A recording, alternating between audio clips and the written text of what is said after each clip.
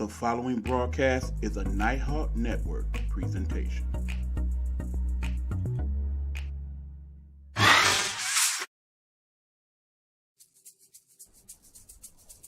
This is Get Off My Lawn Live. Join us as we talk trending topics, world and local issues, and the conversations that we need to talk about as people.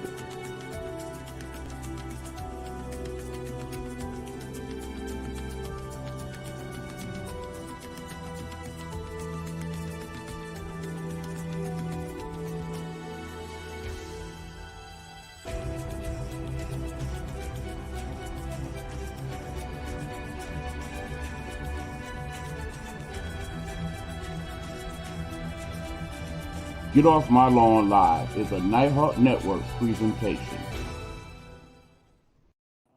Good evening, everybody. It's your boy, Eric Buck. E-Buck is in the building, and welcome to another episode of Get Off This Lawn Live.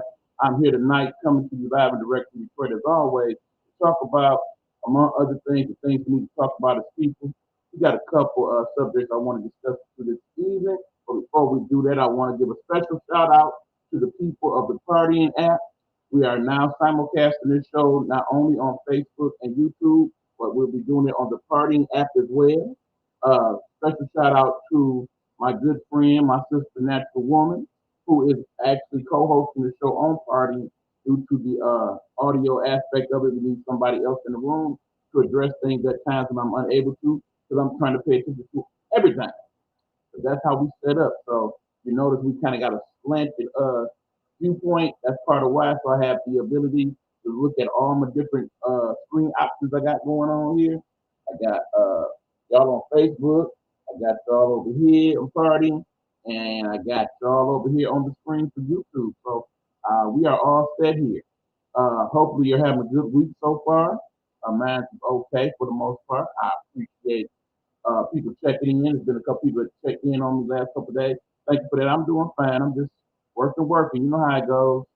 But take time out every Tuesday, do this podcast, and of course, tomorrow's podcast as well, which we'll talk about at the end of the show.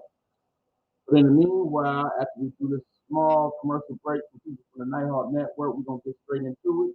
Today's topic, our major topic, is conversations we need to have with our children before the school season starts the next week or two. For some of you, you've already sent your kids to school, so perhaps after hearing this conversation, you might want to allow them a call and have some other things to consider. So that being said, shout out to Sean Love. He's been taking a little break from broadcasting for a while to kind of work on some other projects and, come to some other understandings about projects for the future. Shout out to you, Sean. We miss you, bro. Looking forward to seeing more of the broadcast. In the meanwhile, here's a commercial about him and a couple other folks here at the Nighthawk Network.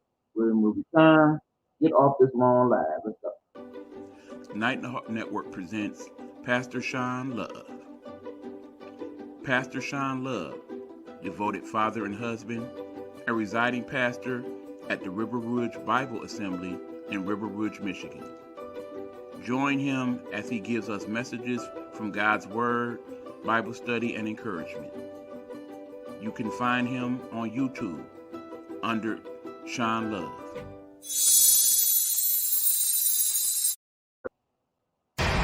Viewer discretion is advised.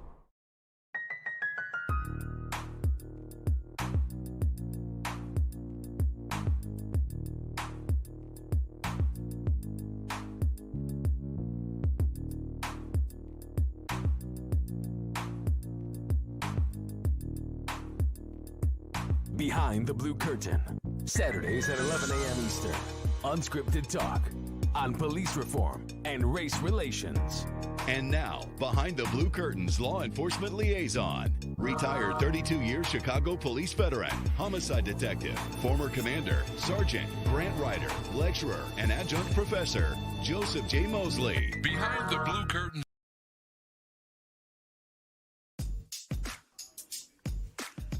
The views and opinions expressed here on Get Off My Lawn Live are those of the host or his guests and do not necessarily reflect those of the Nighthawk Network or its associates.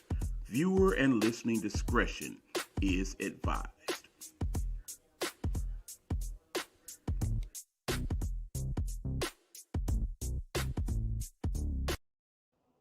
All right, we are back. This is Get Off My Lawn Live. I am your host, Eba, in the building, ready to have these discussions, y'all. What is going on? Again, today's major topic is the conversation we should have with our kids going into the school season.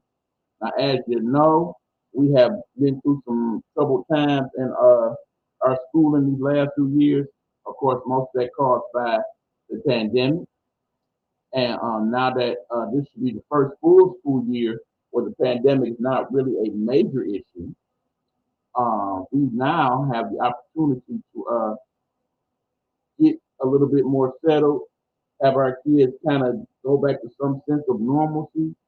Some extra precautions do need to be taken, of course. So the first conversation you have with any of your children, from the smallest to the oldest, is of course the fact that yes, we still have that thing called COVID-19 present. So you should also do your due diligence in regards to that. Make sure that you're mindful of what you're touching and who you're touching for that matter. Send them off the older kids with some of that good old hand sanitizer so they can sanitize themselves. If you can, send them off with some soap so they can go wash up in the bathroom kind of time with their hands and such. If you feel comfortable doing that. Because sometimes you just don't know who been where and who didn't touch what, you know? And then of course we also have to concern ourselves with this new thing. The monkeypox was not new per se, but it is new in terms of the amount and level of concern they have. So of course you should probably get a little versed up on what monkeypox is, and basically tell your kids just be mindful who you're touching, who you mess with, and definitely check to see if they have some of those monkeypox type sores on them, and kind of stay away from that. Okay. And of course, there's always other childhood diseases that may pop up along the school year. You know, flu still a thing. We still do flu around here. You know, the younger kids, they may have to worry about the measles in a month because some of them aren't vaccinated. I'm slightly concerned with the fact that because vaccinations have gone the way that they have the last couple of years, a lot of people will be kind of leery after getting their kids vaccinated for anything. Cash Dollars in the room known as the Golden Gate is saying, I'm doing a show on monkeypox. Polio is back also. Yes, there's been some talk about that in the news the last 2 days. So definitely, if you have the opportunity to do so, get your children caught up on their vaccinations so that you can be a little less concerned about that. Uh, let's just break it down. Okay, first of all, let's talk about the youngest kids, right? The children who are going to that kindergarten or perhaps preschool.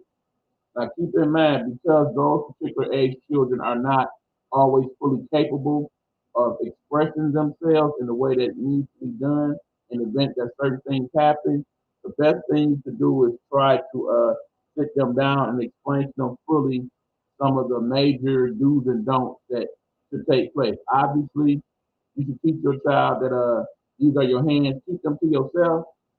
Do not be seeking to put your hands on people, particularly when it comes to anger. So don't be fighting the other kids and whatnot. On the other hand, you do have to concern yourself with what may be happening on the other end. So you do want to teach your child not to just let anybody just come up to hit you or touch you inappropriately, because that's not a good thing to do. And to let somebody know if that takes place. Now, some of you know your children better than anybody, and you know if your child is the type of child that's kind of shy and kind of not so comfortable talking to people that's not in the family and whatnot. You got to let them know that when it comes to your teacher, the person educating you, it is okay, but you still should have them be mindful that your teacher has boundaries as well. They should not be touching you in inappropriate places and things of that nature. They should not be allowing people to bully or harass your child. Your child had that understanding. Hopefully, you have the opportunity to talk to the educator that's going to educate your child and let them know that you are not going to tolerate that act.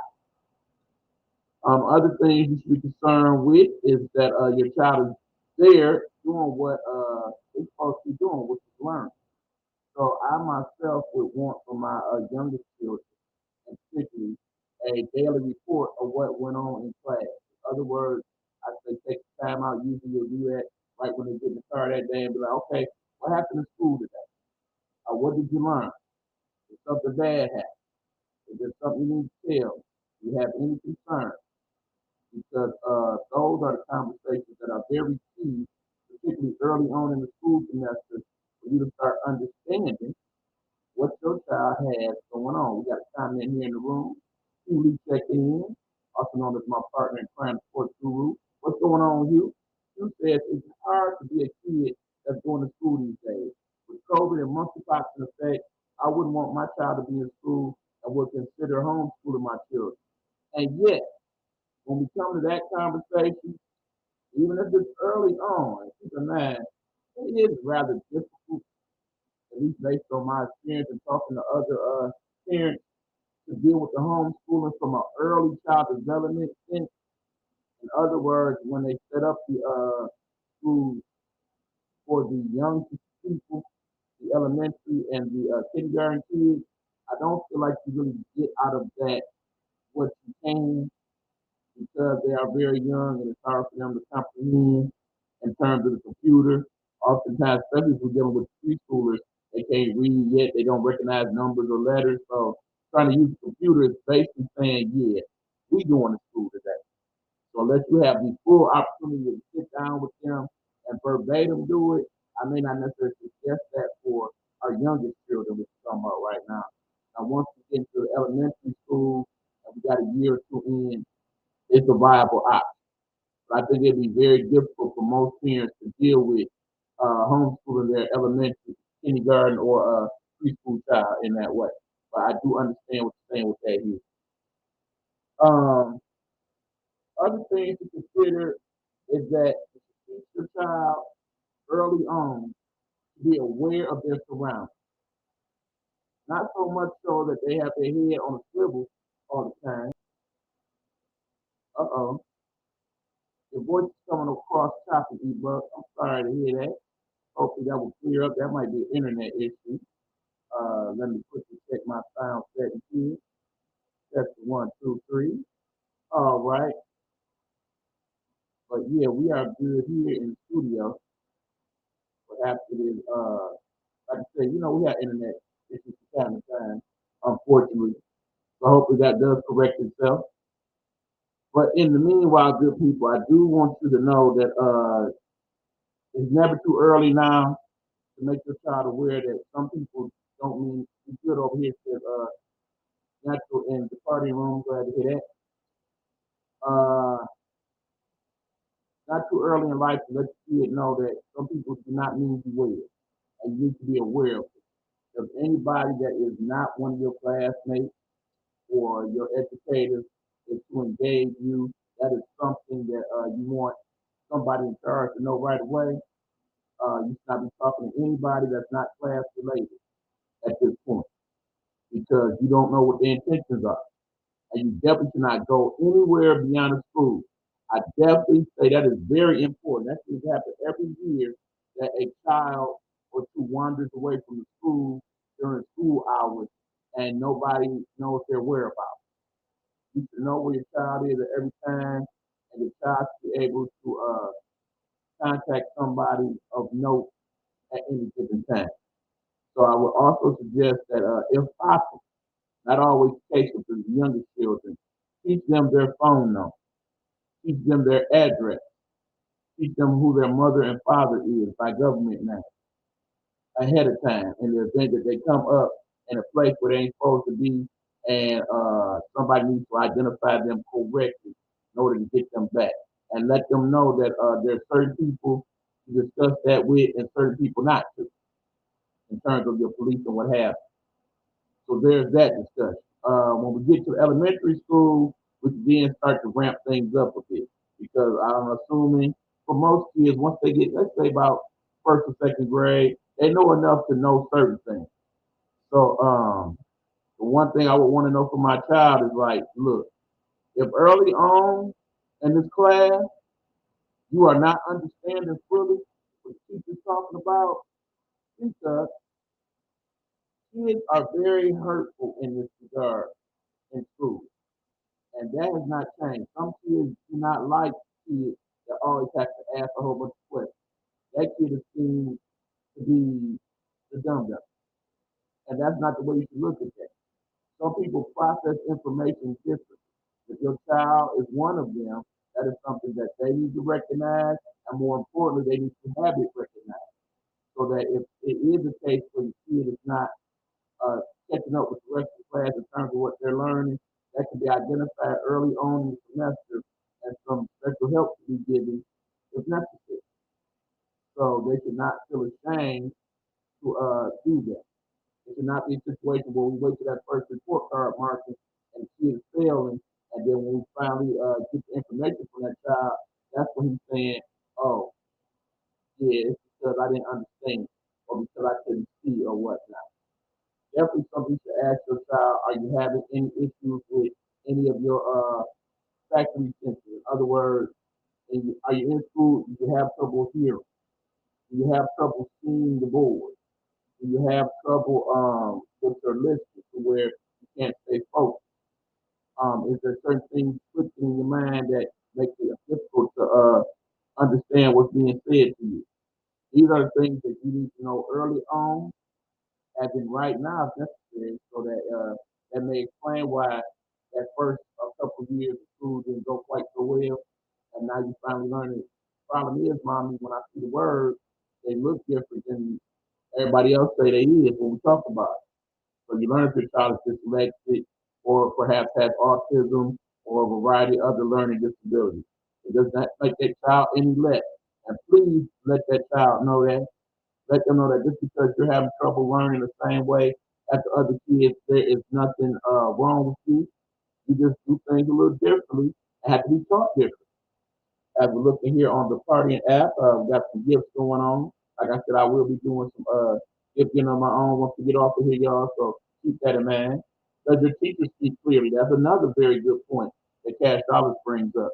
Because oftentimes you may have a teacher, particularly if they're from another country or ethnicity, and their accent may be hard to decipher. That might be an issue that your child may have. Definitely something that you want to talk about early on in the school year, so that when you find out that is why your child's having trouble learning, we can see what we can do about that part there. Of course, we are again teaching kids to be mindful of who is around their circle, who they're touching, who's touching them. You definitely want to start talking to the younger kids, first, second graders, about inappropriate touch and things of that nature. All right, we got somebody else chiming into the room. Hey, brother EB, what's going on? Thank you for coming on in. We appreciate who that is. I'm not coming. I got it now. It's clear. All right, Tracy, I'm glad it's here clearly. Thanks, thanks, thanks. All right, but yeah, you gotta let those kids know that yeah, certain things that when people attempt to do that to your person, that ain't cool. Do not allow that to go on. Now, of course, one of the very key discussions that we want kids to have and you should have with kids is about bullying. Because a lot of our problems that took place last year, particularly when it came to the school shootings and school violence, stem from bullying. We need your kids to understand what bullying is. We need them to understand that it's not good to be bullied, and even worse, to be a bully. So if you're having an issue with anyone whatsoever, you should talk it out. It should not play out where in the end you are being violent to that person is being violent to you, that person is saying inappropriate things, that person is passing inappropriate messages or information about you. Okay, some of our children, we will learn early on, have decided or are determined that they are people who are going to be different sex. Let's put it that way. I'm trying to put this as delicate as possible. In this day and age of cancel culture, I don't want anybody thinking that I'm trying to dismiss or dismay. You're not. Some of my very best friends in the world are people of the alphabet community. So please know there's no disrespect being said by that. But understand when you are 7 and 8 and you starting to slowly understand that you have an attraction to people that's different than most, it's very difficult to kind of maneuver through that as a child. And they may need some help in regard to that, and you for that matter, may need some help with that transition once you come to know that about your child. So those are conversations that not only you can have with children and each other, but perhaps bring some professional help in if necessary to kind of help you cope. Because oftentimes when we look at why people are bullied, those are some of the major reasons. People's weight, how people look if they have any type of physical discrepancy, basically what people have chosen to be as their sexual orientation. Those types of things are usually reasons why bullies are created and come along. Now, also keep in mind there are people who are looking to bully you, and then there's people that are not able to express themselves in a proper manner, and they use bullying as a way to show your child they have interest in you. So you do need to keep that in mind and work through that as well. You know, back in the day we was little kids, we used to play a little hit and run or smack them on the bottom and whatnot. You didn't hate that person. You actually liked that person. And that was your way of showing it. But of course, this is 2022, and this day and age where don't touch my child at all is in play, and me too as well. That may be interpreted in different ways, and you need to have that understanding. So if it comes to find out that the young child is being bullied or messed with in some type of way, before you go off the deep end and send their big brother up to the school to beat kids up and stuff, make sure some conversations go on first. Talk it out. That is the key here. A lot of the problems that were eventually blown out of proportion to the point where violence took place could have been resolved early on in that process if a simple discussion by all parties involved were had. Please also make sure that you are sending your child to a school that looks at it as I do. If they look at it like, let them fight, it's fight club time. Nah, you don't like that school. If you look at it as, okay, first person did it, they automatically fail. No, we don't want that school either. We want people to learn conflict resolution. Do you hear me, my people?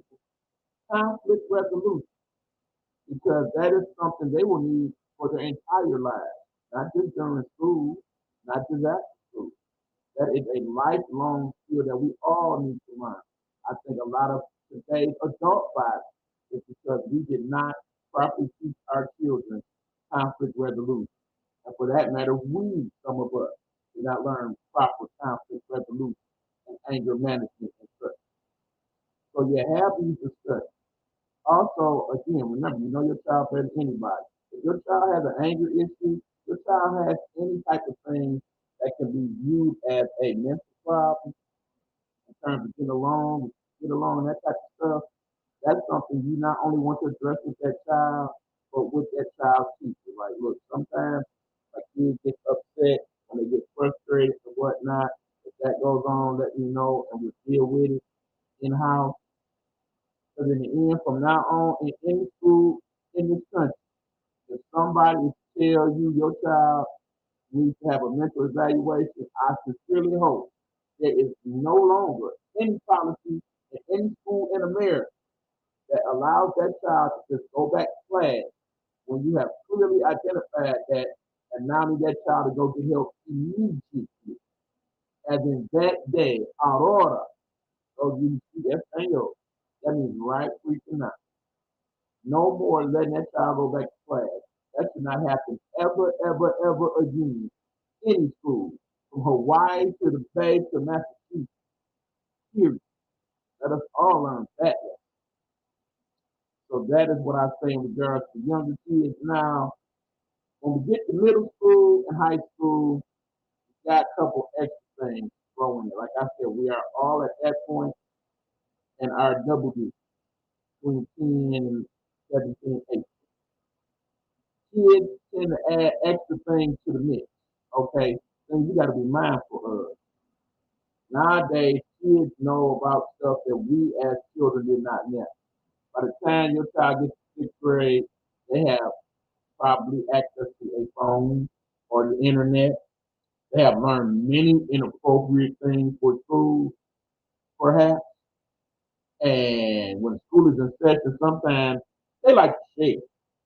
They like to share with their fellow classmates what they learn, and that's not always a good thing. Keep in mind, for the many great things you can learn on YouTube and Google search, there are bad things as well.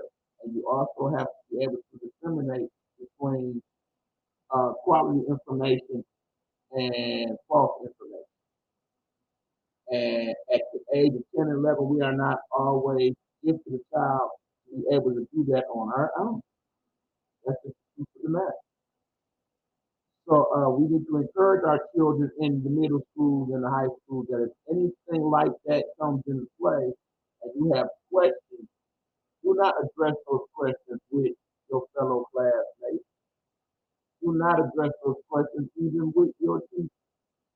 Come to us first so we can lead you in the right direction as to what the correct information is before you do something or say something regret.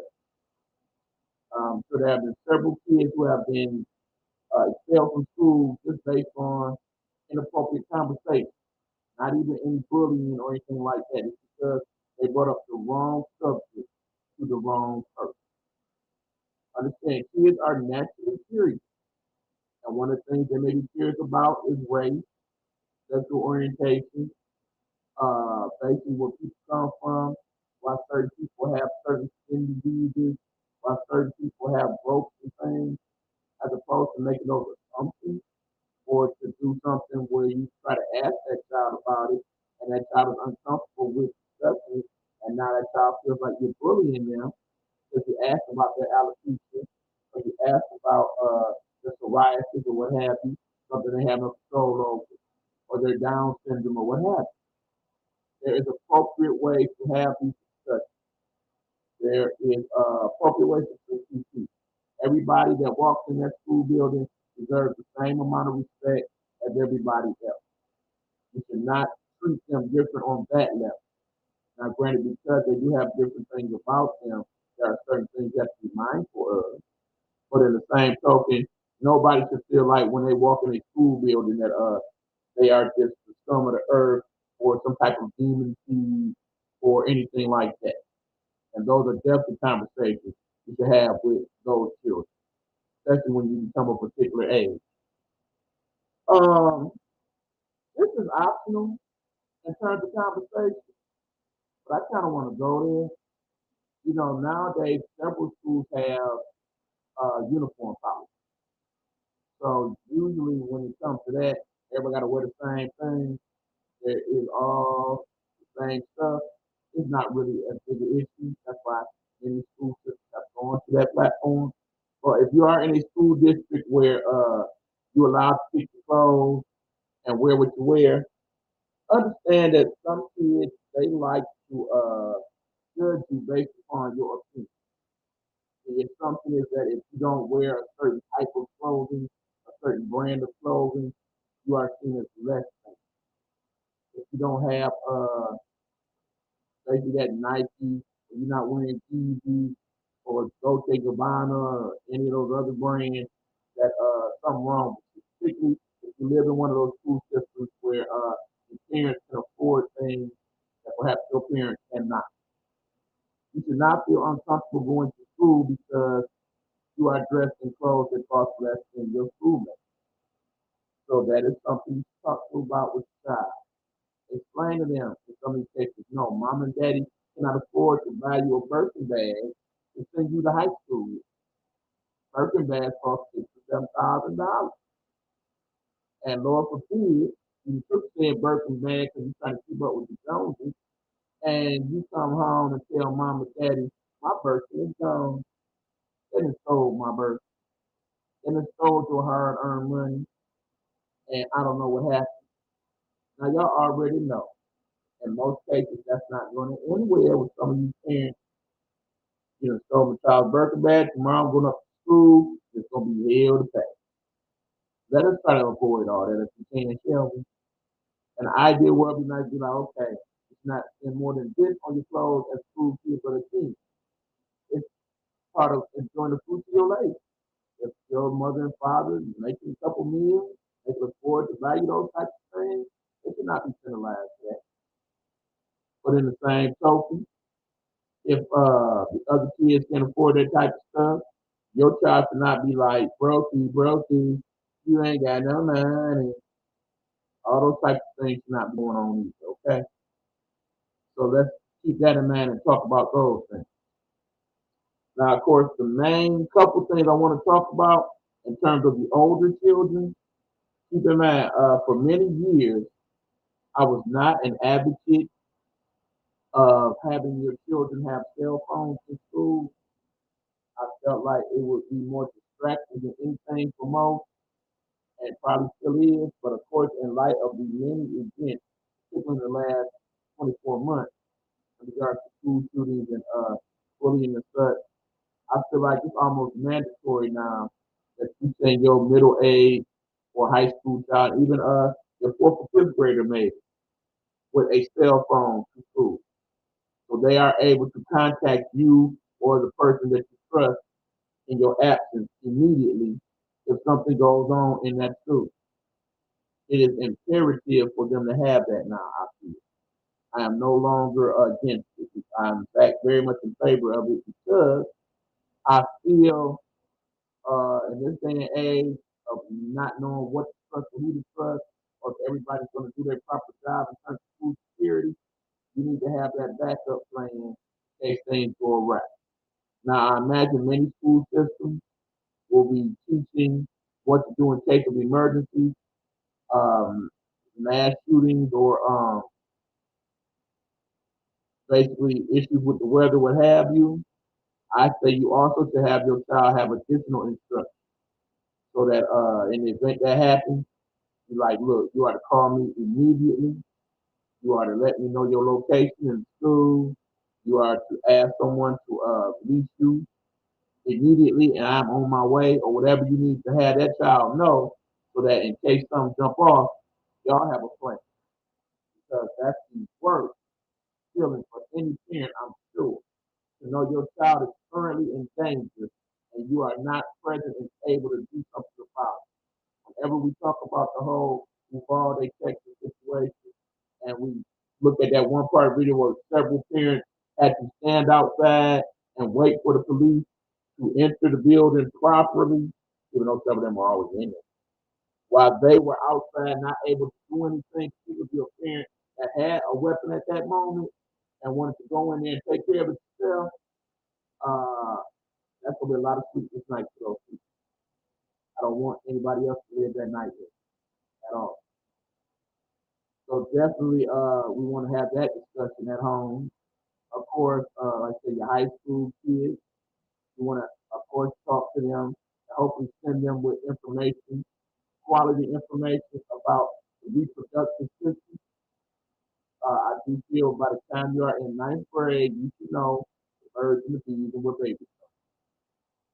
Because at that point, there are several people in that particular school that's probably sexually active, and you need to know the do's and don'ts before someone approaches you and the hormones success of you, and now you are in evidence, particularly if you're living in school systems in one of those states that currently do not allow for any type of abortion.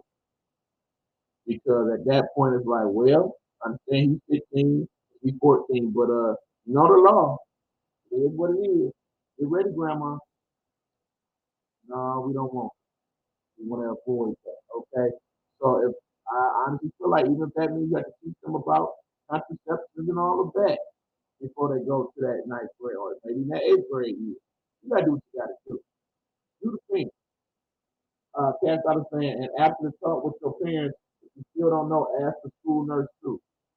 Yes, there are definitely some people, hopefully in your circle, in your village, that you can trust to have that discussion if you feel like it was not covered well enough by your parents. Please do not allow your child to learn how all that works through the Pornhub app or anything like that. That is not how real coitus or sexual interpretation works. we have started to forget the fact that when we are having that type of interaction with one another, it's supposed to be a true and honest expression of our feelings for that person in a physical form. It's not just about the act or the benefit, so to speak, thereof. My talk was horrible with my daughter out there. Again, unfortunately, like I said, I learned a lot of that stuff the wrong way, Cash Dollars. So that's part of why I am concerned about that part of the conversation. Because in the end, if you're learning that from your friends or, like I said, from the internet and movies and such, they don't talk oftentimes about the emotions and stuff that go in. And yeah, you're gonna surprise and shock and traumatize the heck out of somebody if you didn't watch certain videos on those platforms and you assume that's how all sex goes. So suddenly, you, the parents, being pulled in the office to explain why your child pulled out toys and things to show somebody how they was gonna have intercourse later on, or they basically did it and they let's not get too deep into that, okay? Long and short, y'all know what I'm saying. Y'all understand what I'm talking about. Have that discussion. Also, again, like with the whole sexual orientation thing, now every day we are being educated by our people in the African community as to how they want to be addressed, how they want to be treated. Uh, Respect their wish to change. I know sometimes some people go overboard. I mean, that's just people in general. Some people feel like, yes, I'm gay, and you need to treat me very special because I am and all of that. Uh, we're gonna treat you like a human being.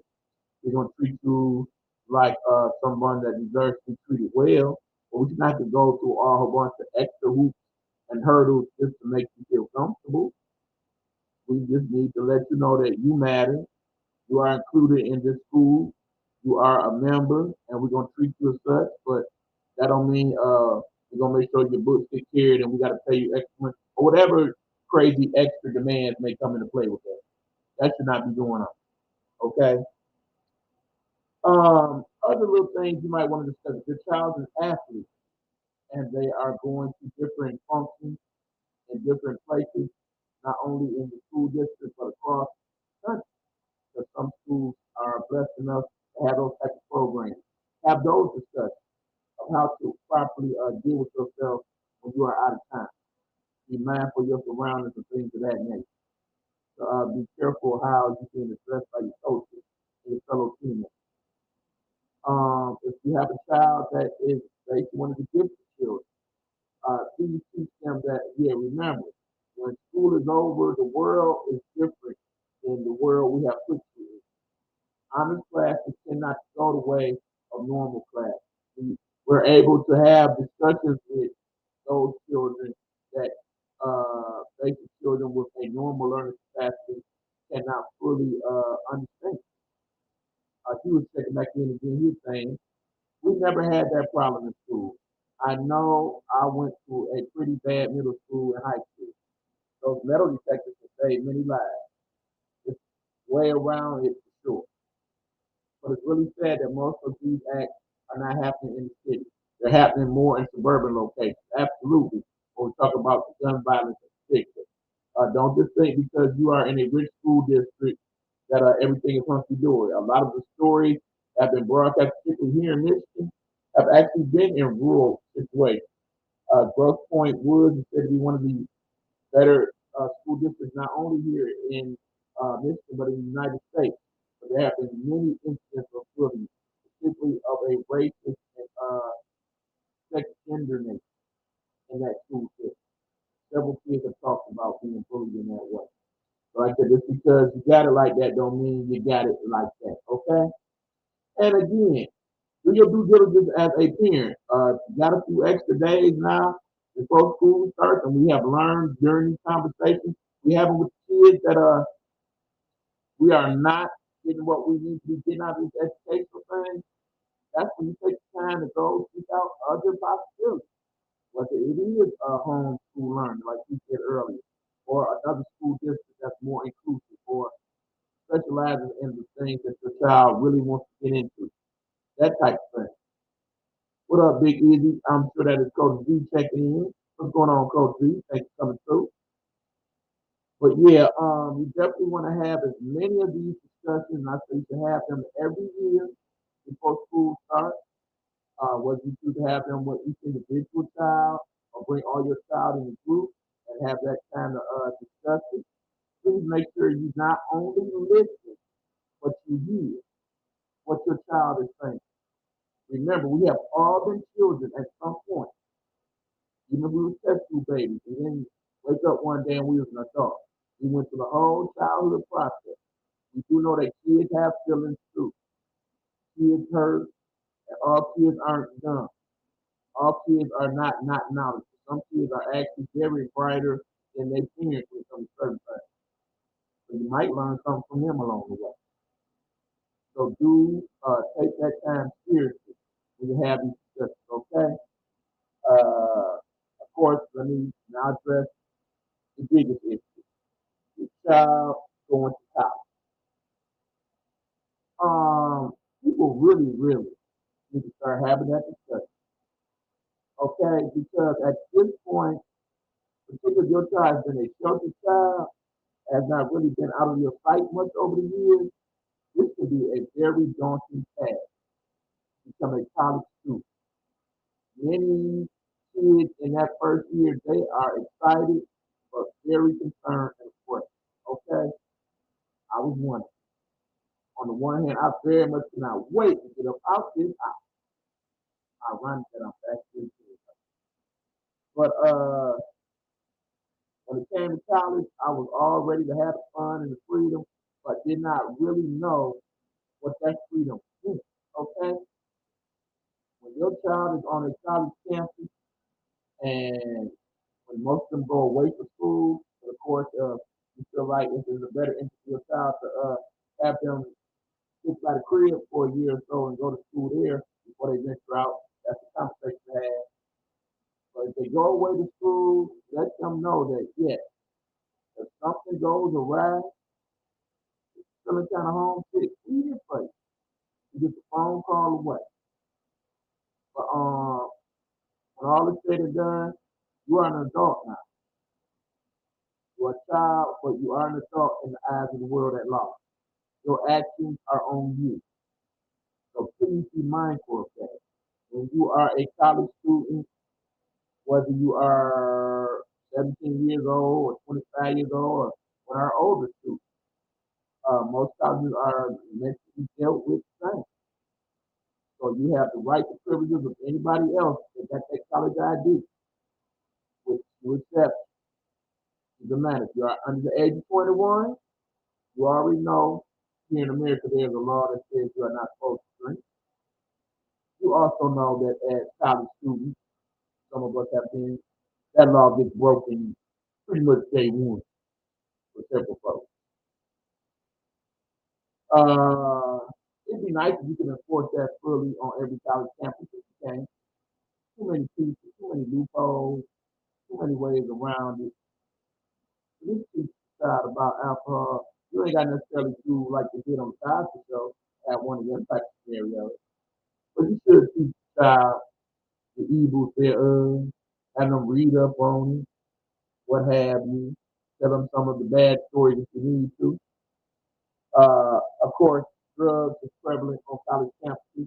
If a child's not been in any type of environment like that before, you definitely want to have that because unfortunately every year we have a few college students that are set up with the wrong people and find themselves in a scenario where they're being peer pressured to do drugs and unfortunately that led to their demise or for them to basically be handicapped for life. You definitely want to make them aware of those types of things. As a college student, you are usually in a dormitory, or if you're fortunate enough an apartment, whether you are in that apartment by yourself or if you have a roommate, you understand it's your responsibility to make sure you do what you want to do. You should not be having to, as a parent, call your child every morning like, wake up, you ready for school, what classes you got today. If Your child needs that type of attention in college, they should not be in college. Also understand, and I need to make this very, very clear, people. If you have determined early on, I'm going to school to be a doctor. I'm going to school to be a teacher. I'm going to school to be an electrician, whatever the case may be. Many, many students have went to school for one thing, and once starting the process has determined one of two things. One, I don't want to go to school for that anymore. You should not penalize your child if they have determined that they want to change their major.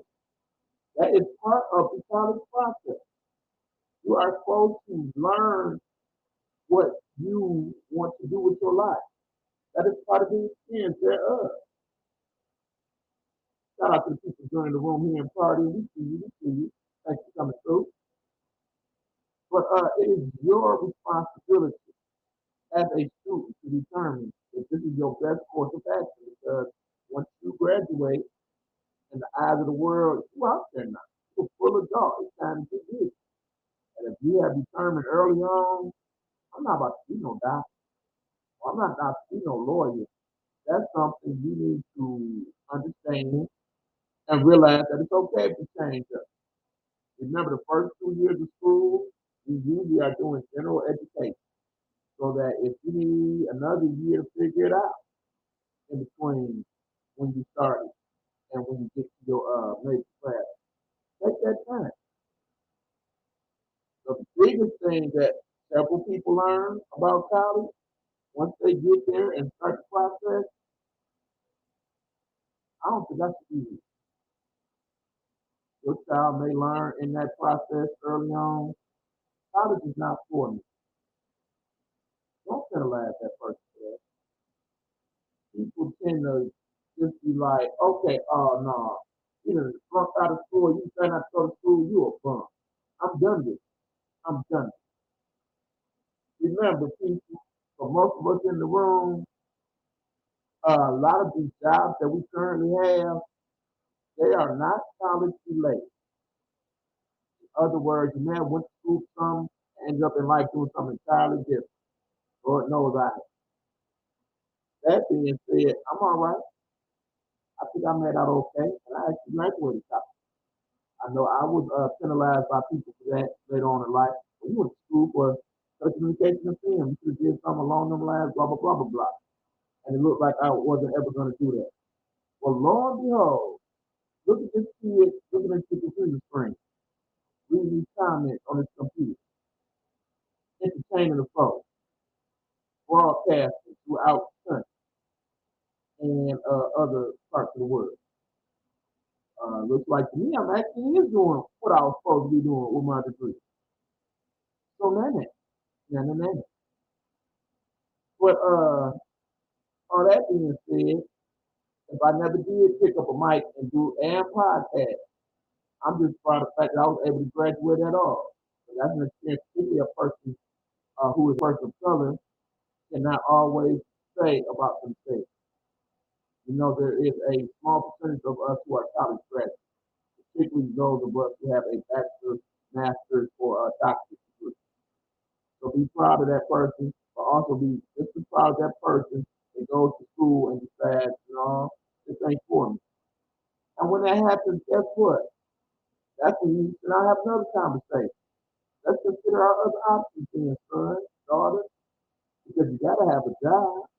I don't just want you sitting here in my basement playing video games to get old and gray. You gotta do something to educate and feed yourself, clothe yourself, get up out of my house. Nah, you got one of your own.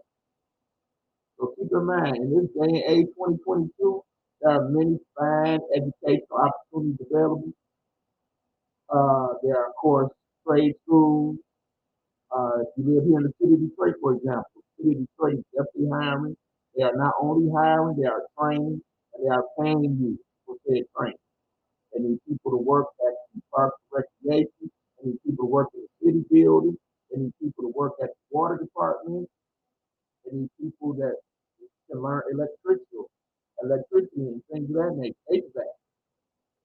So that might be something that interests you. Okay, you may learn that what you want to do is not necessarily a part of the curriculum of the school you went to. They look up and find out, hey, one day I was messing around with dance teacher, and I like music. I want to go into music now. That's going to that. Perhaps you already know that, okay, I want to do computer systems and whatnot, but I want to skip all this other stuff. I do. So I just want to go straight to the electronic trade school and learn computers and IT. Or you may say, okay, I just don't want to be a nurse. I just want to be somebody that works with people on that level. And as opposed to going to Eastern, Western, UM, Texas A&M, what have you, you go to Dorsey or DeVry. There should be no shame in that. You need to stop doing that. You went to Dorsey, you ain't going to no real school. In the end, you graduate. How are you making money? Are you able to feed and finance yourself and your kids? That's all that matters. Not where you got that education from. Yes, that does matter to some people. Oh, you went there to school? That wasn't no real school. That wasn't no good school. Don't accept that. Don't accept that. The key is that you went to school and you figured out some things. That's part of the college experience, okay? So you have done your job. So even if you went there and figured out it wasn't for you, you are not to be ashamed for that. Now, if you went there and you party hardy and funked out, that's a little different. Please remind the kids that too. You are there to do a job. You're not there to party. So there are some parents who know that in the end, that kid's coming home and we're going to put them right in the family business. So in the meanwhile, you are sending them there to party. If you're that parent, then hey, give them a credit card, let them go bug wild. And on that note, we're going to address that and move on. Financially speaking, okay? You don't know what it's like to control your own finances till you have to do. Sadly, many schools do not teach us that at all before we go to college. Many households don't have that discussion at all. They can't all tell you, yeah, just wait till you get grown and you got to pay these bills and whatnot. But then you're 18 and 19, it's time to pay these bills, and you have no idea how to do it. It's time to go in your account and do things you have no idea what that's like. They offer you this credit card on the college campus. It sounds real good. So they say $1,000 credit limit. But you don't read on the back that it's 30% interest rate. And now suddenly not only do you owe the 1,000 back when you went buck wild, but you owe them extra money. And it's constantly going up. If nobody taught you about credit and how it works, how you know? You know? So those are things you need to sit down and discuss with kids too, if you're able. If you don't understand that either, then y'all both need to go somewhere, perhaps a local bank, credit union, and sit down and discuss that. They actually have good deals at some of those places for college students. They have their own account and their own control credit limit, credit card and what have you, with smaller limits and stuff. So you can build your credit up as well. They don't even understand interest at all. Yeah, a lot of us still don't even fully understand interest. Let's be honest. We really don't. It's sad. That is how they get us. But anyway, for those of you who do understand and got the money to invest and whatnot, when we get back here on Get Off This Long Live, I want to talk to you about an investment that you might want to consider moving forward. It is definitely something I see as gaining traction here in the city. And from my conversation here on the Partying app, I learned a few other places are starting to have them pop up as well. So when we get back to the show, we're going to talk about that trend and have some discussion about it. So let me, before we move on, play you a little video. Okay? Check that out. That song is entitled Quiet Time by The Lake, and that was made by my Buck Beats Music Production Company. In other words, immediately, I made that. That's my story. So yeah, we'll be playing bits and pieces of that throughout some of the shows in the near future. So if you hear some of that background music, like I never heard that before, that's because you probably have. Okay? That's my story. anyway, this is Get Off This Lawn Live. I am your boy E Beezy, and we will be back again after a word from our sponsor. But first, we are going to start it off with a quick message from my good friend, the natural woman, and something she wants to discuss with you, the audience. Go ahead, sis. The floor is yours.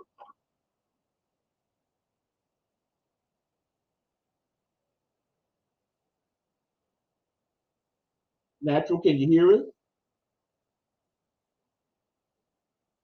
Are you there? All right, there we go.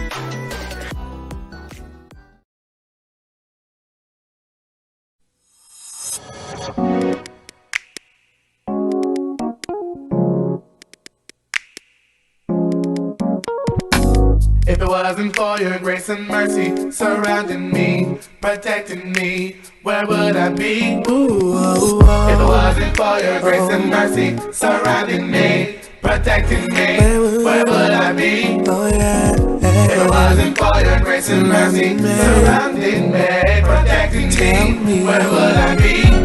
Oh yeah, your grace and your mercy keeps me when I don't obey. Your grace and your mercy renew for me every day. Your grace and your mercy is why I am here today. Your grace and your mercy don't take it away. Lord, I pray.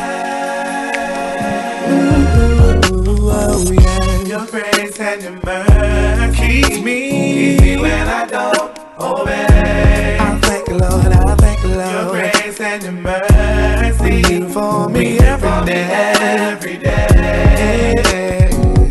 Your grace and your mercy is why I am here today. Your grace and your mercy don't take it away. Lord, I pray when I'm in some deep trouble, yeah. All right, we are back. Shout out to my cuz over there at Original King's Vision doing his thing. Keep up the good work, cuz. Welcome to the people on the partying platform as well as y'all on Facebook and YouTube. This is Get Off My Lawn Live. I am your host, Eric Buck E. Beasy, in the building on a Tuesday night. And it got a little warm up in here. But I think that's just because I'm talking and we under the lights. And, you ever been in any type of TV, movie studio, whatnot, you're dealing with lighting and whatnot, it can get a little humid sometimes. It happens.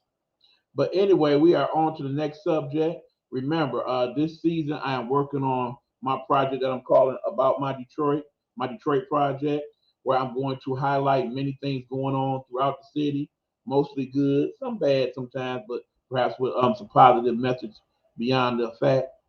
One thing that I have noted in my travels, particularly this summer, there is definitely a growing trend going on in the city that I'm seeing. I'm starting to run into a lot of these all across the city. So I definitely want to talk to you about that in terms of a potential business opportunity for some of y'all. And what am I talking about in particular? I'm talking about this right here. Check the screen out. Yes, people, that is a food truck. And they are starting to pop up everywhere throughout the city. Now, I've actually talked to people on the partying app about this subject, and they have basically expressed to me that, yeah, they have them in their areas too popping up, big, small, and all. And the thing why I like this trend is because it gives you the opportunity to be your own boss. You basically take your skill, which is cooking, and utilize it to make money for you and your family. That's a wonderful thing, particularly if you're doing it well enough to where you can support yourself financially and don't have to work another job. So for those people, and it seems like, particularly, of course, because I'm a cook and a caterer, and I meet those type of people all the time that are interested in building their own cooking dynasty and getting a restaurant and whatnot. We know how difficult it could be to get the financing available to get you a storefront, one with a decent location, some parking, and such and such. That could be a big hassle. Now, granted, there's a lot of property out here in Detroit that's available, but of course, particularly when the vast majority of people that live here in the city are people of color, it is hard to get access to those properties. It's hard to get the money necessary for those properties to be properly open and conditioned to where we can serve food there. And then, of course, sadly, a lot of us learn when we do happen to make that big leap of faith that early on we fail before we even get started good because we were not properly set up to succeed. Keep in mind, depending on whatever website or thing you may go to in regards to food truck costs, they don't cost as much as you think, but they also have some very deluxe ones as well. Basically, if you can gather up, I say between 10 and 20 grand, you should be able to get you a pretty decent food truck in working order, ready to hit the road and get things started. But you also have to remember that's only part of the scenario. You also have to be able to have the food necessary to keep the party going. Okay. But the beauty of it is, if you want to do it as, say, a secondary income or basically as something to check out on the weekend, if you basically want to do like one lady's doing on the east side of Detroit and using it as a means to help their child learn about business and finances and upgrading to bigger and better things later on down the line. Shout out to Maddie's Snack Bar. Yeah, Maddie, I ain't forgot about you. Hopefully I'll be able to catch up with you tomorrow before you shut it down for the season. But shout out to Maddie Snack Bar doing her thing. Hopefully I'll get a chance to talk to her right quick and have her come on the show sometime soon. We'd love to have you on, Maddie, to discuss your business. You've been on the local news and whatnot. But mess with your boy. You people grew up with me. You know what I'm saying? But anyway, again, shout out to Maddie Snack Bar. If you are over there in the John R. and Harper area tomorrow, please check her out and buy some of those good products. They all go to good causes. And Maddie is a wonderful individual.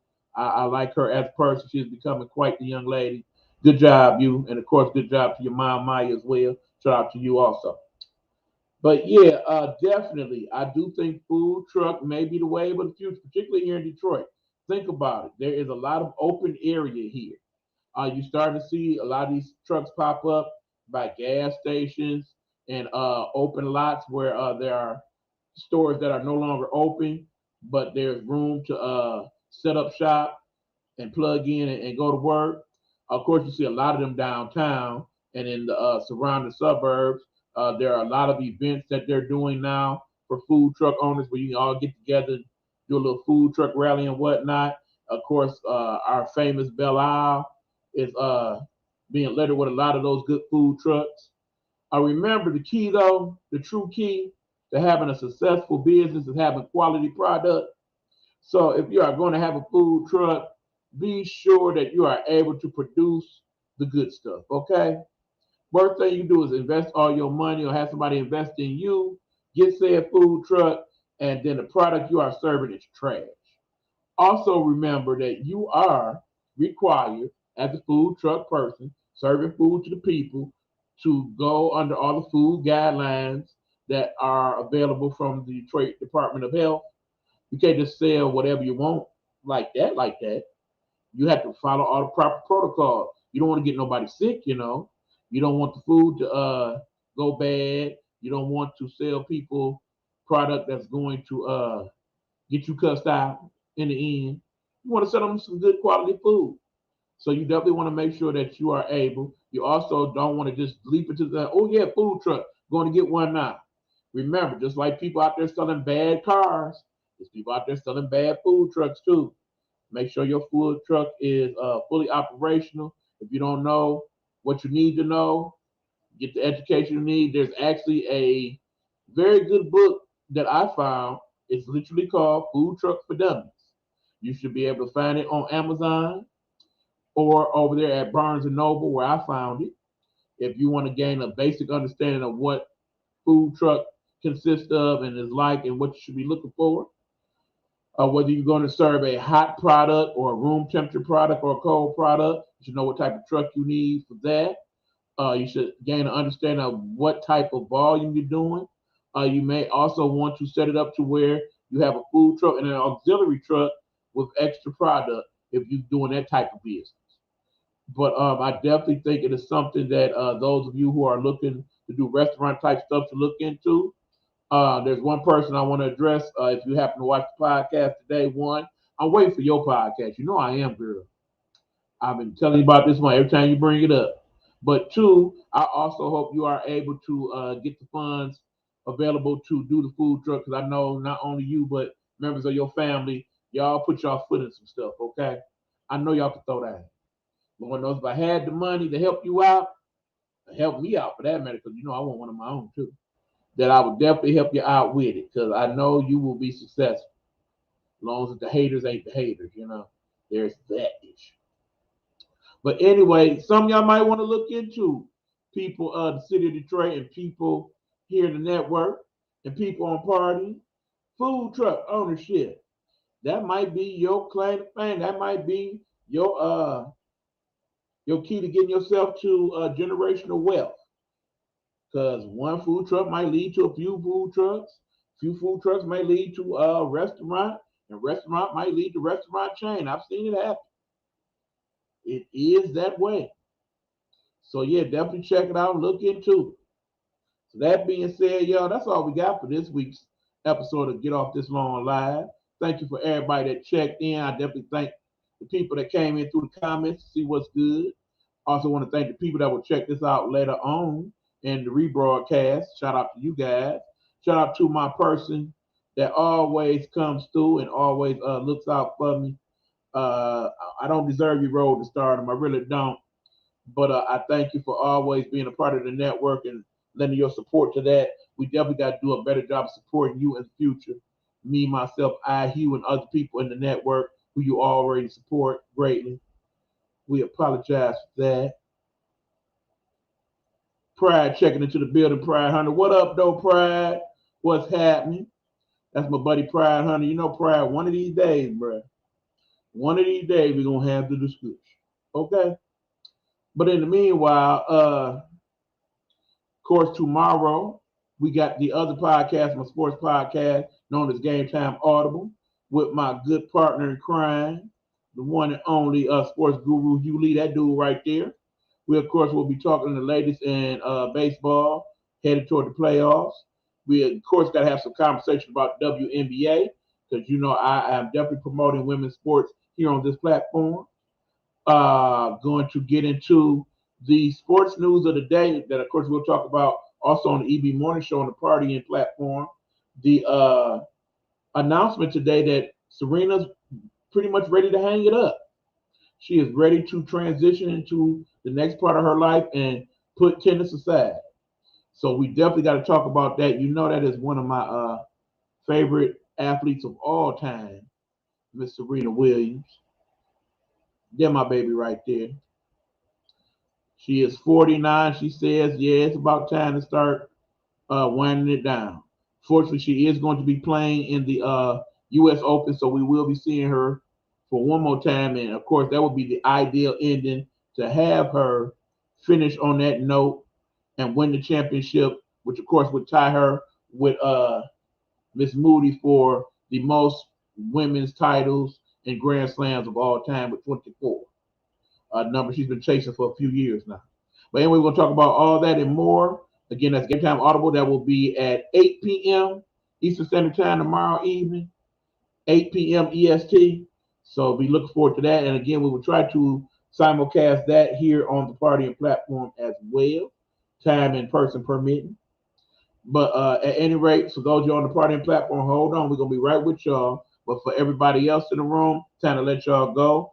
Have a great rest of your week. If you're not tuning into the sports podcast, next week we will be back with more discussions, more trending topics, more conversations that we, the village, need to have about what's going on out here. Okay. So again, thank you. We appreciate you. We love you. Be safe. Be blessed. This has been Get Off This Lawn Live. Again, I've been your host, E-Buck.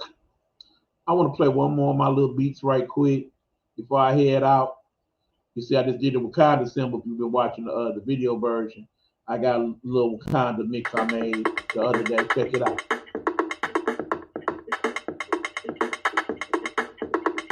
Let me turn it up a little bit.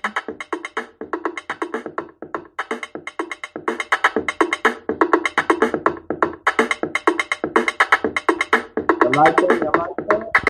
Got a whole bunch of little beats that I work on like that all the time. That's what my production company we doing our time. Get that. Get a little better at it every day. So, maybe one day we'll come out with some actual music news. Who knows? But anyway, we're going to let that thing go. And that being said, y'all know how we do at the end. Let me throw the fingers up. Let me find the ending credits here for y'all. Where it at? There we go. We out.